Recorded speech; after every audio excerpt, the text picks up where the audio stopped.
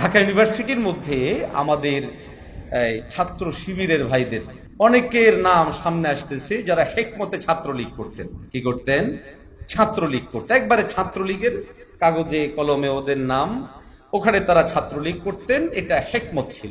তো আলহামদুলিল্লাহ, এটা যারা জামাত শিবিরের ভাইরা আছেন তারাও হেকমত বলছে, আমরাও হেকমত বলছি। কিন্তু দুর্ভাগ্যজনক বিষয় হলো আমরা আমাদের ক্ষেত্রে আবার এই হেকমত বুঝি। আমাদের লোকদের ব্যাপারে যদি কোনো মনে হয় যে লোকটা রানিং এমপি সাহেবের সাথে একদিন চেয়ারে বসেছিল, নিশ্চয়ই সে দালাল।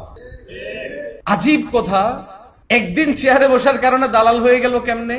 আপনি সেটাকে হেকমত বুঝছেন যে ছাত্রলীগের দলীয় ফরমে একেবারে লিস্টেড দায়িত্বশীল হয়ে তাদের হলেও সেটা কি হয়? হিকমা হয়। ভয়ানক ভয়ঙ্কর দিক।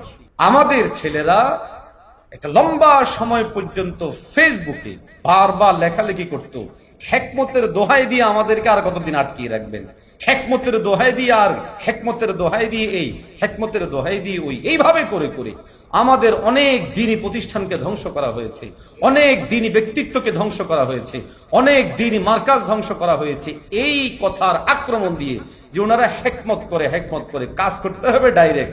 অথচ ভাইদের হেকমত দেখেন, ডাইরেক্ট ছাত্রলীগ, এরপর এটা কি হেকমত।